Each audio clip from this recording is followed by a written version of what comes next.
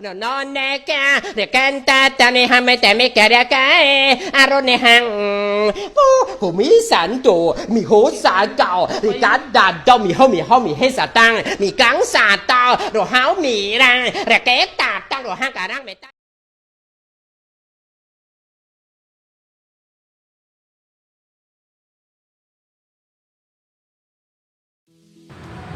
Oke, balik lagi bersama saya Fikri Rizkyla. Ya, kalian juga udah tahu lah nama saya. Saya kuliah di Unibi, NPM saya ada di bawah. Dan di sini tuh saya ingin merangkum materi dari materi yang kemarin, entrepreneurship yang kemarin. Terakhir tuh sampai TAM kalau nggak salah. Nanti juga di sini ada TAM lagi, TAM bagian kedua. Untuk lebih lengkapnya sih kalian simak aja video ini. Jangan di skip, jangan di apa-apain ya, tonton aja pokoknya ya, ini lumayan ilmu dan juga wawasan. Kalau misalnya mau di skip mah, kalau nggak di skip juga bisa ini jadi pemaparan buat kalian buat tidur. Ya. Nah, Pengantar tidur juga. pengantar tidur bisa ini video ini. Oke, setelah ini saya ingin ngasih pemberitahuan kenapa saya pakai masker. Yang pertama itu sedang COVID, ya yang kedua ini aturan di kampus saya nggak pakai masker. Yang ketiga saya sedang sariawan. Jadi kalau saya nggak pakai masker, sariawan kelihatan kan nggak lucu. Saya sariawan 2 biji serius, kayak biji nangka. Kayak ini aja ngomongnya perih. Cuma ya oke lah, kita profesional. Kita langsung aja masuk ke materi pertama, yaitu user persona. User persona adalah salah satu tools yang berharga dalam pengerjaan proyek user experience. Persona memungkinkan seluruh desain dan development team untuk menjaga user story yang simpel. Tools ini menghasilkan produk yang lebih baik pada user dan kemungkinan besar proyek ini akan berhasil. Bagi Anda yang berprofesi sebagai marketing atau tim pengembangan produk, pasti tidak asing lagi dengan istilah user persona. User persona adalah representasi dari tujuan Anda yang didasarkan pada kebutuhan sekelompok user saat menggunakan produk. Membangun user persona dinilai sangat penting agar Anda bisa mencapai target tujuan Anda dengan lebih mudah dan cepat. Kayak berisi cepat ekspres. Om Ded. Ya, Om Ded. Nah, user persona dibuat dengan tujuan untuk menarik pelanggan. Dengan membangun user persona, pesan marketing akan lebih tepat sasaran kepada penggunaan produk. Membangun user persona dilakukan saat proses pembuatan produk. Hal ini dikarenakan Anda akan menentukan spesifikasi dan citra produk yang disesuaikan dengan karakteristik user. Dengan begitu, para user produk akan merasa dipedulikan dan dipahami. Untuk mendapatkan user persona yang akurat, Anda harus melakukan rangkaian wawancara untuk mengumpulkan data-data spesifik pada user. Elemen yang ada pada user persona biasanya meliputi nama dan foto, deskripsi pekerjaan, umur dan lokasi tempat tinggal, perilaku user produk, tujuan dan harapan, dan kebutuhan serta motivasi terhadap penggunaan produk. Nah, sekarang tipe-tipe user persona. User persona meliputi 3 hal, yaitu pain points, user goal, dan the behaviors. Ya itulah. 3 hal ini akan menjelaskan apa yang user inginkan dari sebuah produk tersebut, mengapa orang melakukan itu, dan apa yang dilakukan user terhadap produk tersebut. Ada beberapa tipe persona yang digunakan dalam customer dan user focus bisnis. 2 tipe ini sangat berguna untuk experience designer, yaitu the product persona dan the user persona. The product persona. Persona ini dibuat ketika tidak ada sumber untuk dilakukannya penelitian user dan berdasarkan penelitian apapun yang didapat dari sumber lain yang diperkirakan kepada siapa tim bekerja. The product persona tidak terlalu berguna dibandingkan the user persona, tetapi lebih baik daripada tidak ada sama sekali. Lalu the user persona. Persona ini adalah yang paling umum untuk digunakan oleh para user experience designer. Isinya adalah cerita singkat dari user goal, behavior, dan pain point. The user persona dibuat dengan user research. Kedua tipe persona menceritakan apa yang dilakukan oleh orang tersebut. mengapa dilakukan oleh orang tersebut, dan apa yang diinginkan dari sebuah produk yang kita buat. Persona ada untuk mengkomunikasikan guideline yang dari apa yang seharusnya menjadi akhir dari user experience. Dengan memahami karakteristik kebutuhan produk, secara langsung Anda berusaha membuat user nyaman menggunakan produk yang dibuat. Seperti cewek nyaman pada Anda. Siap Bang Nyaman. Nah, dalam user persona inilah Anda sebagai tim desain atau marketing akan menentukan alur atau flow yang dirasa cocok untuk digunakan. Dengan begitu, produk Anda akan lebih sering dipakai oleh banyak pengguna.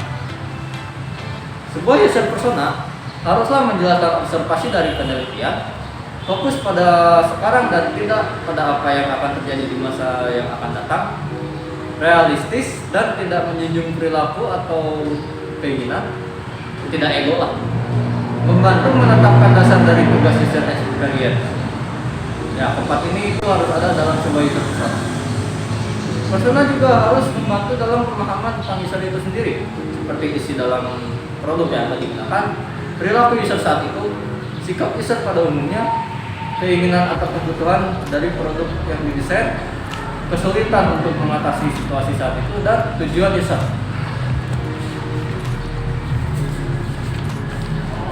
Ada 4 key use dari persona dalam desain produk, yaitu persona digunakan untuk memvalidasi keputusan yang dibuat oleh desain tim. Persona digunakan untuk mengembangkan prioritas ketika adanya konflik ide dalam sumber atau waktu. Persona harus ada ketika sesi ideation untuk bekerja sebagai sumber inspirasi dan untuk menetapkan dasar yang berfokus pada user. Persona harus menjadi referensi ketika ide dikritik atau iteration produk. User persona merupakan tools yang sangat efektif bagi para user experience designer. Persona memungkinkan project team untuk fokus kepada user requirement dan needs, kebutuhan, dan mengerti akhir dari expected outcome dari desain project. Lalu selanjutnya tips membangun user persona. Membangun user persona harus menggunakan strategi tertentu guna menghindari terjadinya kegagalan proyek. Lalu, bagaimana cara membangun user persona yang baik? Berikut ada beberapa cara dan tips membangun user persona yang baik. Yang satu, mendapatkan segmentasi pasar yang baik. Dalam user persona, Anda wajib mendapatkan segmentasi pasar untuk menggambarkan perilaku dan karakteristik user. Dengan begitu, Anda bisa membuat target pasar yang jelas, menghitung CSI, Customer Acquisition Cost, dan LTV, Lifetime Value. Yang kedua, melakukan riset. Anda harus mengumpulkan beberapa referensi untuk mengetahui kebutuhan user. Hal ini dilakukan agar produk yang Anda buat memang sesuatu yang benar-benar berfungsi dengan baik. Selain itu, riset dilakukan guna mendapatkan data-data yang meliputi atribut, sasaran, dan pola kelompok user. Anda bisa melakukan wawancara, survei, dan lain-lain untuk mendapatkan data tersebut. Ada 2 model penelitian yang biasa dilakukan, meliputi penelitian kualitatif dan penelitian kuantitatif. Apa sih kedua model penelitian tersebut? Yang pertama, penelitian kualitatif. Penelitian kualitatif merupakan penelitian yang didasarkan pada kualitas produk berupa ide atau konsep. Penelitian model ini dilakukan pada sejumlah user dengan skala kecil, seperti 10-20 orang atau 5-10 orang, dengan metode wawancara dan testimoni penggunaan produk.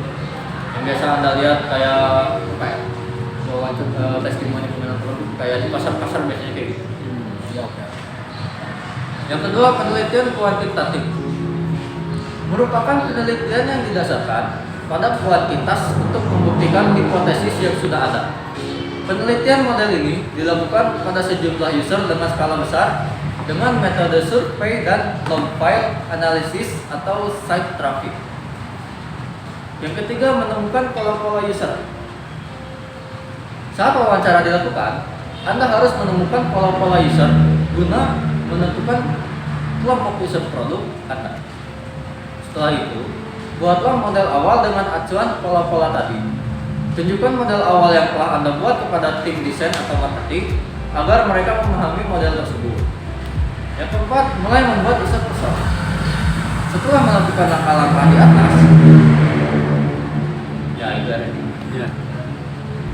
Setelah melakukan langkah-langkah di atas, barulah Anda bisa membuat user persona. Sebaiknya, buatlah user persona sebanyak 3 atau 7 orang. 3 sampai 7 orang. Diharapkan sejumlah orang ini bisa mewakili seluruh user yang akan menggunakan produk. Meskipun begitu, Anda tetap harus memilih user mana yang menjadi prioritas utama. Ya, ibaratnya perkuat pusat, perbanyak cabang. Nah, Yang sakit kelima, tuh di pusat banyak. Ya gimana? Sakit tuh di pusat mah. Ya, sakit tua di pusat. Yang kelima, menggunakan template. Agar Anda dapat mengidentifikasi user persona dengan mudah, Anda dapat menggunakan user persona template gratis yang ada di internet. Ya, seperti yang kalian tahu lah, zaman sekarang sudah banyak sekali kemudahan dalam membuat user persona dengan online. Dan contoh aplikasi yang bisa dibuat itu kayak Canva. Canva biasa dipakai desain gitu, buat menggunakan apa ya, buat bikin si user persona ini. Template-nya juga banyak kok, itu gratisan.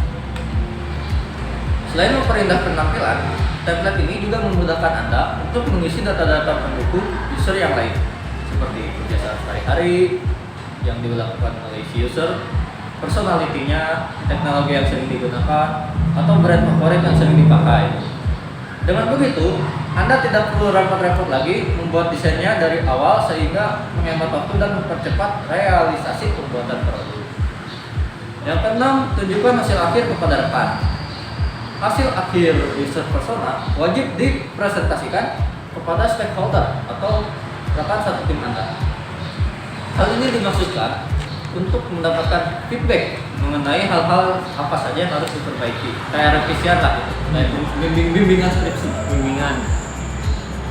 Nah, itu tadi definisi user persona dan tips-tipsnya dalam membangun user persona yang baik. Semoga dengan informasi ini Anda dapat terbantu dalam membuat produk ideal yang diinginkan oleh user. Nah, untuk contoh dari persona bisa kita lihat seperti ini. What? Kayak kenal itu aku, kayak kenal itu Nah, gua. ya ini soalnya buaya di kampus ini. Oh, paling nggak asing. Ya. Nah, ini adalah contoh user persona. Ini hanya contoh, ya, salah contoh. Soalnya kan di situ harus ada 3 sampai 7 orang. Ini saya contoh aja satu, prioritas utama. Oke. Di situ yang menjadi persona namanya Rizky Nuradi. Ya, nama saya. Dia seorang mahasiswa berumur 19 tahun, ya, mungkin tahun ini 20. Saya nggak tahu sih ulang tahunnya kapan. Ya, mungkin di contoh ada. Kalian lihat sendiri lah. Dia lahir di Bandung 12 Juli tahun 2002. Nah, iya ini tanggal lahir. Nah. 2002. Ditulis nih. Dia memiliki kepribadian seperti mudah bergaul, ramah, baik, katanya. Mudah membuat wanita nyaman. Buset. Hati-hati loh, ini para ladies. Lelaki buaya darat, buset aku tertipu lagi. Wah. Hati-hati dengan orang ini ya. Hati-hati. Dan suka membantu. Ya, dia emang suka bantuin saya. Ya, itu yang tercantum pada contoh. Dia juga seorang pebisnis dan sering melakukan bisnis online shop seperti harga premium. Bukan premium bensin kan? Bukan. Premium bensin udah nggak ada kan? Oh, udah nggak ada ya. Pertalite kan? Oh, di Jatinangor ada tuh. Oh, Jatinangor masih ada. Ada, Di masih Bandung ada. udah nggak ada. Oh, iya. Dia juga seorang pebisnis ya, dan sering melakukan bisnis seperti online shop. Yang dia jual tuh harga premium, platform musik sama aplikasi nonton film lah. Ya, kalau kalian sendiri udah tahu lah, nggak perlu saya sebutin. Karena kita itu kalau ngikutin dibayar enggak, rugi ya. Oke. Pendapatan dia dari bisnis seperti itu tuh kisaran 250.000 per bulan, atau bila dikalkulasikan dalam setahun itu kurang lebih 3 juta.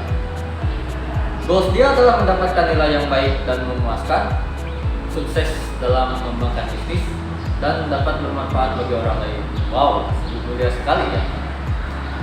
Nah, untuk mencapai goalsnya tersebut, dia memiliki beberapa cara sendiri. Nah, ini juga bisa menjadi acuan untuk kalian dalam menggapai target kehidupan. Yang ke-1, belajar dengan giat dan lebih baik untuk mencapai hasil yang memuaskan. Intinya jangan malas lah. Nah, kalau kalian nonton video ini masih di skip, ya berarti kalian malas. Yang kedua, mempromosikan bisnisnya melalui sosmed dan meminta bantuan kepada teman-temannya untuk mempromosikan bisnis yang sedang dijalaninya. Jadi kalau ada teman yang WA gitu, kita tolong Pak nyebarin harga-harga gitu atau tentang bisnisnya, ya bantu sebarin lah, kasihan, support. Yang ketiga, dia itu berusaha semaksimal mungkin untuk menjadi orang yang bermanfaat bagi orang lain agar mereka bisa mendapatkan kebaikan dari dirinya. Wow, sungguh mulia sekali ya impian atau Sungguh tujuan. mulianya si Rizky. Lanjut. Ya. Sungguh mulia sekali impian atau tujuan atau goals dari si Rizky ini.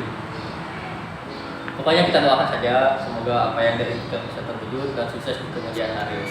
Amin.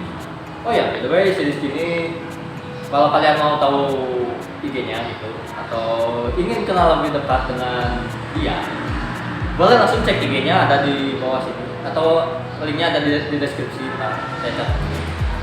Tapi hati-hati ya Bre, termasuk buat para cewek, dia ganas soalnya, terlalu ganas hingga jadi buronan. Oke, selanjutnya materi tentang decision making unit atau unit mengambil keputusan. Materi ini tuh bisa dibilang paling sakral bila kita praktekkan, paling bikin merinding, bikin keringat dingin, bikin pias. Terkadang ya Bre, mengambil keputusan itu merupakan suatu hal tersulit, apalagi dalam hal berbisnis. Karena bila salah saja mengambil keputusan, akibatnya bisa berakibat sangat fatal sekali. Kita ambil contoh, misalkan pacar Anda sedang bad mood, sekadar info. Ini khusus yang buat bagi yang punya pacar aja ya, yang jomblo nyimak tadi. Iya, iya kamu. Aku jomblo.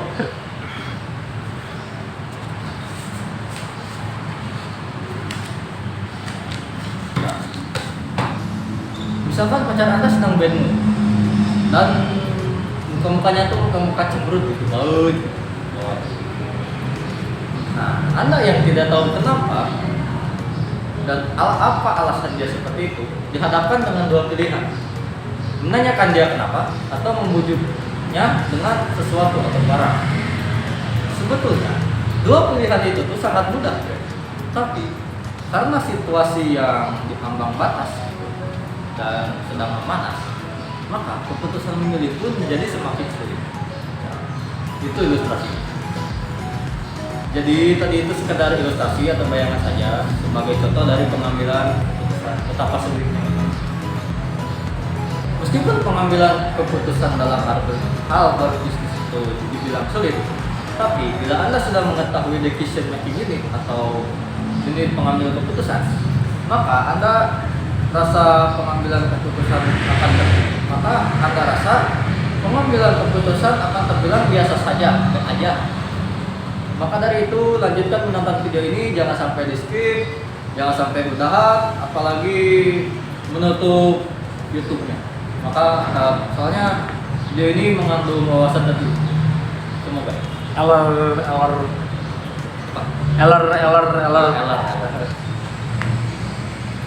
Dalam lingkungan bisnis yang sangat kompetitif, para manajer dalam suatu organisasi bisnis harus memiliki kekuatan besar dalam menghasilkan kinerja keuangan untuk dapat mempertahankan kelangsungan hidupnya.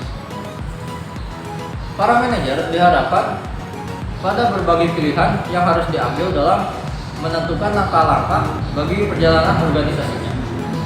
Unit pengambil keputusan atau decision making unit adalah sekumpulan orang-orang atau sebuah tim yang ikut berpartisipasi dalam melakukan proses pengambilan keputusan pembelian produk, baik barang maupun jasa, di dalam sebuah organisasi. Memahami decision making unit dapat menentukan bagaimana mengembangkan, memposisikan, dan memasarkan produk atau layanan kita. Customer dalam unit pengambilan keputusan bisa dibilang sangat kompleks dengan banyak peserta yang terlibat dalam proses pembelian, termasuk champion, end user, primary economic buyer, dan primary and secondary influencer. Champion ingin agar si end user ini membeli produk kita. End user, sebenarnya si end user ini menggunakan produk kita untuk membuat suatu nilai. Primary economic buyer, bayar?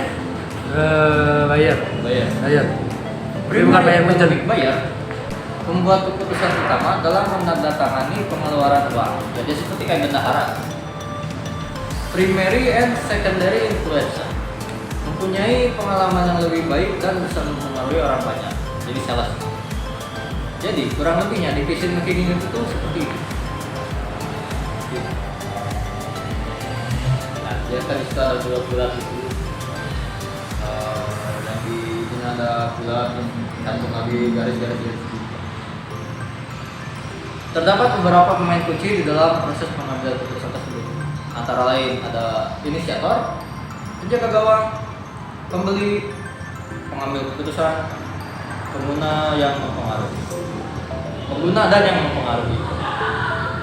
Hubungan antara pemain kunci dalam unit pengambil keputusan biasanya berbeda antara satu perusahaan dengan perusahaan lain. Begitu juga dalam setiap pengambilan keputusan.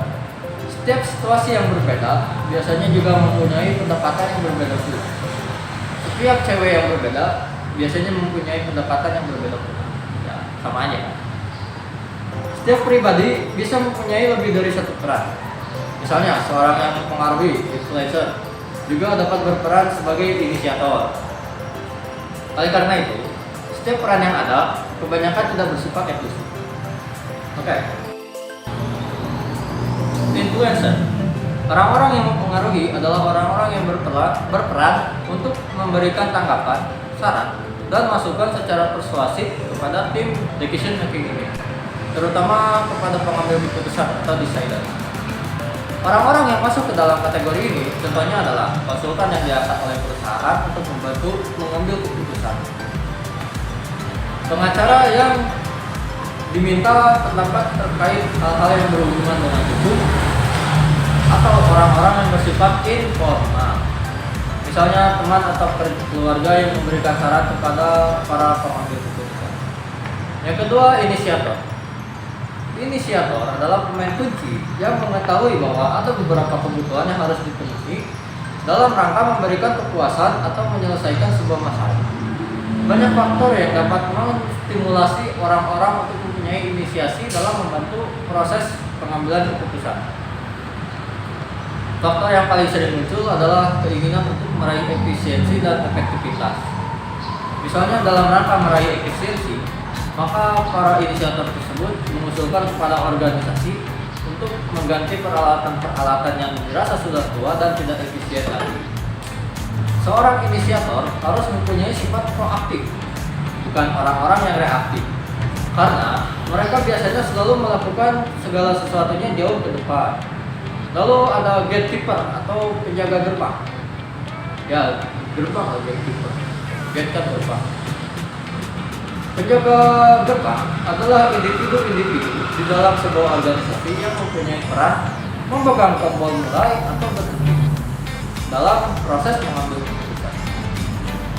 Ketika tombol mulai ditekan, maka proses pengambilan keputusan dapat dilakukan. Tapi sebaliknya, apabila tombol berhenti ditekan, maka berhenti pula lah proses pengambilan keputusan.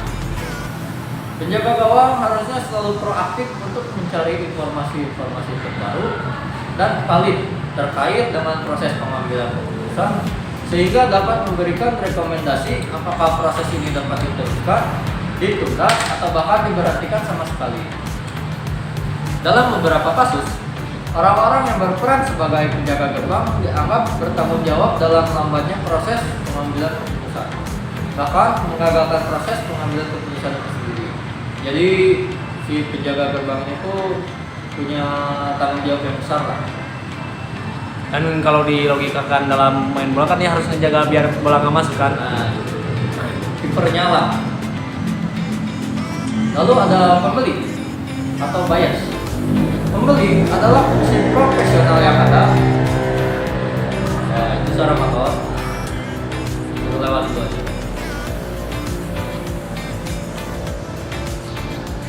Nah, Lalu pembeli. Pembeli adalah fungsi profesional yang ada di dalam organisasi yang mempunyai tanggung jawab dalam proses pembelian produk baik barang maupun jasa. Dalam melakukan pembelian, mereka diberikan penjelasan yang jelas terkait dengan kriteria-kriteria produk yang diinginkan. Lebih baik lagi apabila mereka juga diberikan produk barang atau jasa apa yang harus dibeli berikut dengan informasi penyedia. Apabila hal tersebut dilakukan, maka tugas utama dari peran pembeli adalah melakukan negosiasi dan pembelian produk. Lalu decider, pengambilan keputusan atau deciders sesuai dengan namanya adalah orang-orang yang mempunyai tanggung jawab dalam pengambilan keputusan di dalam sebuah organisasi. Biasanya orang-orang yang berperan sebagai pengambil keputusan adalah para pimpinan yang di dalam organisasi dan keputusan yang diambil bersifat final. Dalam menentukan keputusan, pengambil keputusan menelaah etika dan melakukan pemeriksaan terhadap informasi-informasi yang diberikan tim di bawahnya. Misalnya si penjaga gerbang yang tadi, inisiator maupun orang-orang yang mempengaruhi. Lalu user. Pengguna atau user adalah orang-orang yang benar-benar menggunakan produk yang dibeli, baik berupa barang maupun jasa. Ketika seluruh proses pengambilan keputusan telah selesai dilakukan. Karena mereka yang akan menggunakan produk tersebut, maka opini dan masukan mereka perlu diperhatikan, terutama produk-produk bersifat teknis, misalnya pembelian perangkat lunak yang akan digunakan oleh organisasi, pembelian mesin dan lain sebagainya. Sehingga orang-orang dalam kategori ini yang mempunyai pengaruh terhadap spesifikasi produk, terutama di saat proses pengembalian produk, mereka akan mengawal proses pembelian produk untuk memastikan bahwa produk yang diterima sesuai dengan produk yang dipesan. Ini kayak online shop gitu, Tokopedia, Shopee gitu. Oke, selanjutnya materi tentang TAM. Sebenarnya materi ini tuh udah ada sih di video sebelumnya, entrepreneurship yang part 1 itu tentang. Nah, bisa dibilang materi sekarang itu adalah part 2-nya, TAM part 2 atau part lebih lengkapnya, lebih jelasnya lagi. TAM atau Total Addressable Market mengacu pada permintaan pasar total atau peluang pendapatan yang ada dalam pasar untuk penawaran tersebut. TAM sama dengan 100% dari jumlah orang yang ada di pasar. Secara sederhana, TAM terdiri dari setiap orang yang dapat membeli penawaran atau sejumlah pendapatan maksimum yang diperoleh bisnis dengan menjual penawaran mereka. TAM adalah angka yang signifikan, itu tidak dibatasi oleh batasan selain penawaran. Ini tidak mempertimbangkan persaingan, batasan bisnis, batasan geografis, atau faktor apapun yang dapat menghentikan bisnis untuk menjangkau dan menjual ke pasar. Misalnya untuk Uber, ini Uber yang driver itu ya, pasar Uber. Kalau pasar Uber di misalnya untuk Uber, tetap pasar yang dialamatkan adalah pasar taksi global. Kalau Gojek itu pasar ojek global, ojek nasional, kan belum sampai global. Nah, mengapa menghitung TAM itu penting? Total pasar yang ada juga disebut total pasar yang tersedia. Membantu bisnis mengidentifikasi seberapa besar peluangnya dan berapa banyak pendapatan yang dapat dihasilkan dengan penawaran jika 100% pasar tercapai. Ini membantu menentukan potensi pasar berkembang, kelayakan konsep bisnis, dan upaya pendanaan yang mungkin diperlukan untuk beroperasi di pasar. Nah sekarang apa itu SAM? Nah SAM ini materi baru sebenarnya. Lanjutan dari TAM itu. Jadi ada TAM, ada juga SAM. SAM, SAM adalah serviceable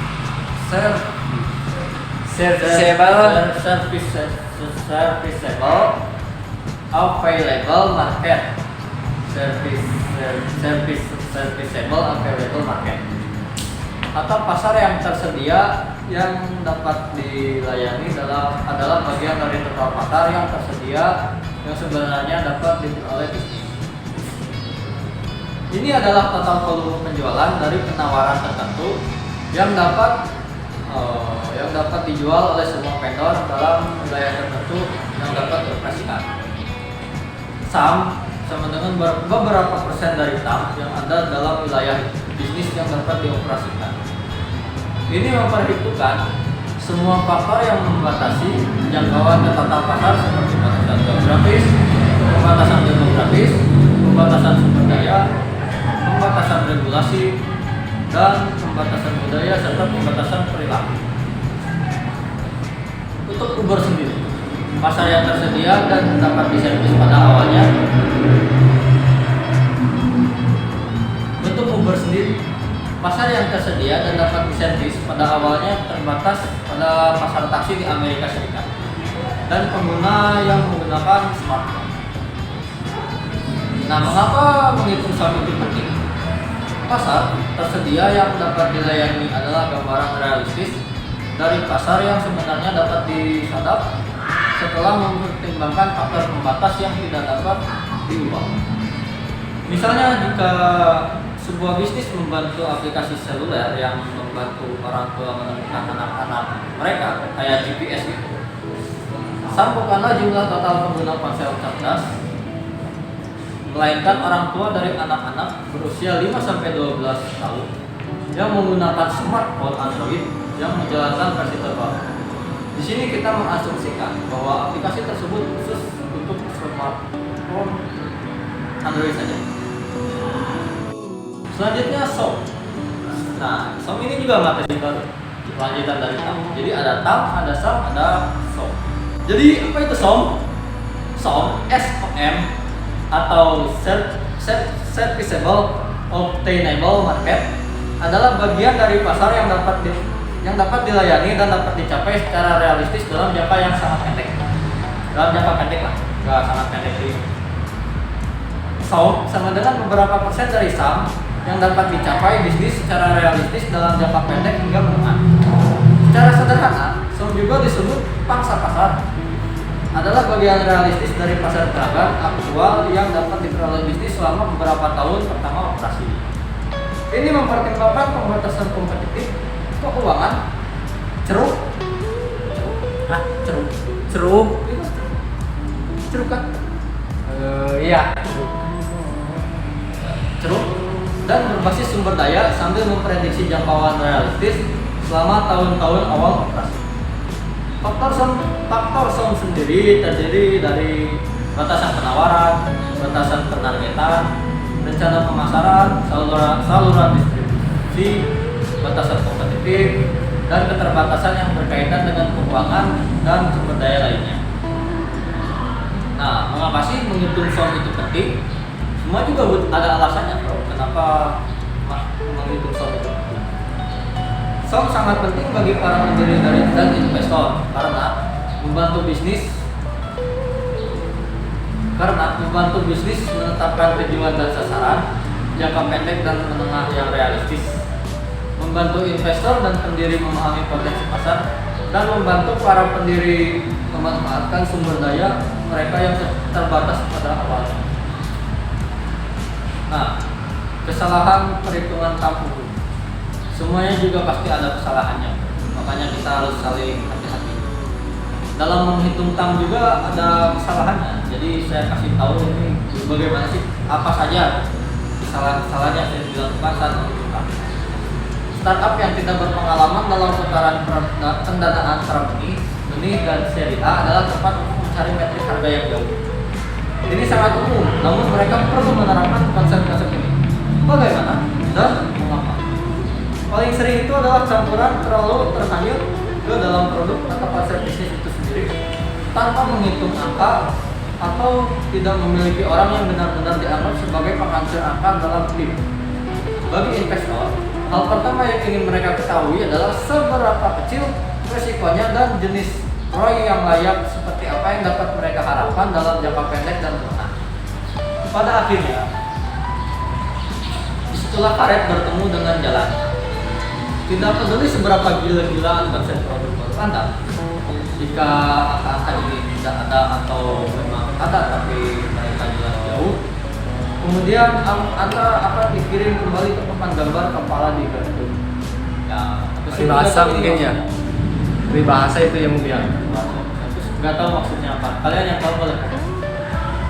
Tidak ada yang menginginkan itu. Jadi inilah 3 kesalahan besar yang ada di dunia. Itu dia problemnya. Jadi menghitung tang itu jangan asal-asalan. Ada teknik. Kalau rumusnya sendiri udah saya jelaskan di video sebelumnya. Ya, kalian tonton aja. Lalu desain a business model. Desain a business model. Apa itu bisnis model? Bisnis model adalah sebuah model model dasar yang menjelaskan bagaimana sebuah bisnis dapat menghasilkan keuntungan, bukan keturunan. Melalui komponen ini, bisnis tidak akan berjalan tanpa arah, sebab mereka sudah mengetahui apa produk yang dia ciptakan serta target pasar yang akan dituju. Bisnis model berbeda dengan bisnis plan. Ya, beda. Komponen ini lebih fokus kepada bagaimana mendapat profit atau keuntungan dari bisnis yang sedang dijalankan. Tidak hanya itu, adanya model bisnis juga membuat bisnis kamu berbeda dengan bisnis kompetitor. Oleh karena itu, selain menentukan produk yang ingin diciptakan, seseorang juga akan mengetahui value atau nilai apa yang akan diberikan kepada pelanggan. Dengan begitu, otomatis pelanggan akan menyukai produk atau layanan yang ditawarkan dari sebuah bisnis. Menurut saya, secara sederhana, model bisnis dapat digambarkan menjadi 3 bagian. Jenis produk yang dihasilkan dan ketersediaan tenaga kerja dalam membuat produk tersebut, strategi pemasaran yang dilakukan, distribusi pengiriman, hingga proses penjualan, strategi harga yang digunakan, serta metode pembayaran dari pelanggan. Dari penjelasan di atas, bisa disimpulkan bahwa bisnis model sangat penting dibuat oleh bisnis baru. Bahkan, bisnis yang sudah mapan maupun membutuhkan komponen ini, sebab permintaan pasar dan persaingan bisnis akan selalu berubah dari waktu ke waktu. Sampai bro, Lanjut lagi. yo bisa yo. Bro, Bentar lagi. selanjutnya komponen dalam bisnis model. Sejatinya, model bisnis nanti dalam berbagai bentuk, jenis dan fungsi yang berbeda-beda. Namun, masing-masing bisnis model umumnya adalah suatu strategi dengan kumpulan komponen yang serupa. Komponen-komponen ini pun sifatnya cukup penting, sebab kamu tidak akan memiliki cara pasti untuk menghasilkan pendapatan tanpa komponen tersebut. Nah, memangnya apa saja komponen utama yang dimiliki oleh semua bisnis model? Berikut penjelasannya sesuai ujaran Nerd Wallen ini tuh kayak seorang tokoh gitulah. Yang satu itu value proposition, fitur-fitur yang membuat produk terlihat menarik bagi pelanggan. Yang kedua, target market, sekelompok konsumen tertentu yang akan tertarik pada produk. Ketiga, competitive advantage, fitur unik produk atau layanan yang tidak dapat ditiru oleh pesaing. Yang kedua, yang keempat, cost structure, daftar pengeluaran tetap serta variabel yang dibutuhkan bisnis untuk beroperasi dan bagaimana hal ini mempengaruhi penetapan harga. Lalu key metric, elemen yang digunakan perusahaan untuk mengukur kesuksesan. Selanjutnya resource, aset fisik, keuangan dan intelektual perusahaan. Lalu program and solution, masalah yang dimiliki target pelanggan dan bagaimana perusahaan bermaksud untuk menyelesaikannya. Revenue model, kerangka kerja yang mengidentifikasi sumber pendapatan yang layak untuk dikejar. Revenue stream, berbagai cara agar perusahaan dapat menghasilkan pendapatan. Profit margin, sejumlah pendapatan yang melebihi biaya bisnis. Nah sekarang apa sih manfaat bisnis model itu? Bisnis model yang bagus tentu akan mendatangkan profit yang besar bagi suatu bisnis. Pasalnya, selain produknya disukai oleh pelanggan, ada kemungkinan investor tertarik untuk memberikan pendanaan. Nah, berikut adalah beberapa manfaat yang didapatkan. Yang ke satu, unggul dari kompetitor. Menurut small business, manfaat dari bisnis model adalah dapat membantu unggul dari kompetitor. Terlebih apabila model bisnis yang kamu terapkan terkesan unik dan menarik. Contoh sederhananya, kamu menerapkan bisnis online dengan menerapkan metode pembayaran digital. Hal ini tentu akan menjadi poin unggul bagi bisnismu dari kompetitor yang sedang memikirkan hal tersebut. Yang kedua, menarik perhatian investor. Bisnis model yang bagus otomatis akan menarik perhatian investor untuk memberikan pendanaan kepada bisnis tersebut. Investor tidak peduli bisnis yang kamu jalani baru atau sudah lama, asalkan mempunyai model bisnis yang mendapatkan profit banyak, investor tidak akan ragu untuk memberikan dana. Yang ketiga, manajemen keuangan yang teratur. Melalui bisnis model, sebuah perusahaan itu dapat membuat anggaran yang tepat mengenai proses produksi, jumlah tenaga kerja yang dibutuhkan, dan lain-lain. Dengan demikian, mereka dapat mengatur keuangan dengan baik, sebab kebanyakan bisnis mengeluarkan uang tanpa dianggarkan, sehingga tidak bisa bertahan lama. Kasihan sekali. Lalu ada macam-macam model bisnis. Yang pertama itu ada franchise. Sebagian besar dari kita mungkin sudah tidak asing lagi dengan bisnis model yang satu ini. Tapi bagi saya sendiri ini asing.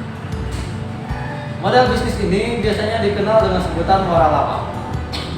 Franchise ini kebanyakan digunakan oleh bisnis restoran, tapi tidak jarang juga digunakan oleh industri biasa. Konsep dari model ini adalah ketika ada seseorang yang memulai bisnis, tidak perlu membuat bisnis sendiri dari awal. Cukup menggunakan model yang sudah ada dari brand tertentu, kemudian membayar uang kompensasi kerjasama saat salah satu restoran terkenal yang menggunakan model ini dalam rencana. Lalu ada marketplace seperti di Facebook itu marketplace namanya. Lalu dropship ini kayak jenis model ini juga mengandalkan online dalam aktivitasnya. Ketika menerapkan dropship, kamu tidak perlu membuat toko offline. Jadi cukup buka toko di online shop itu aja. Nanti dikirimnya melalui kayak gitulah. Saya juga bingung menjelaskan. Lalu subscription kayak Netflix, Spotify, YouTube dan lain-lain, dan juga manufaktur. Lalu cara menentukan bisnis model yang tepat. Dengan semua jenis bisnis model yang tersedia, bagaimana cara untuk memilih model yang tepat untuk bisnis tersebut? Sejatinya tidak ada jawaban mutlak untuk pertanyaan ini.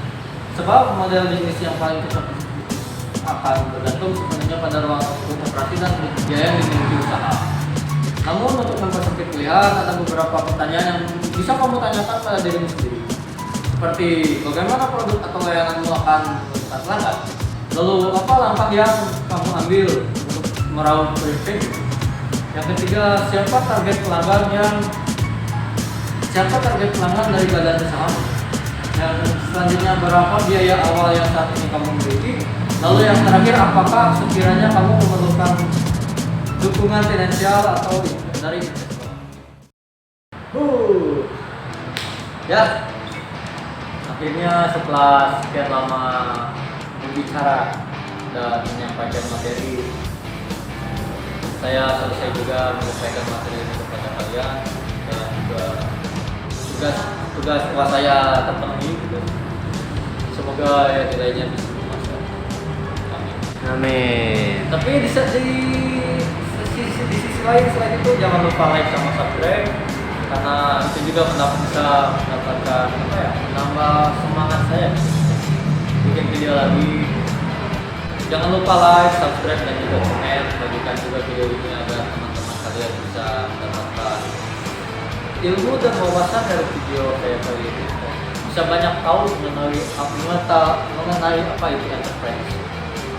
Materi yang bisa dibilang simple tapi agak rumit. Pesan saya video kali ini adalah jangan pantang menyerah, jangan lupa semangat terus untuk belajar, dan fokuslah pada apa yang akan kalian impikan atau yang kalian dapatkan dan fokus pada cita-cita kalian. Mungkin itu aja yang bisa saya sampaikan. Terima kasih dan sampai jumpa di video saya selanjutnya.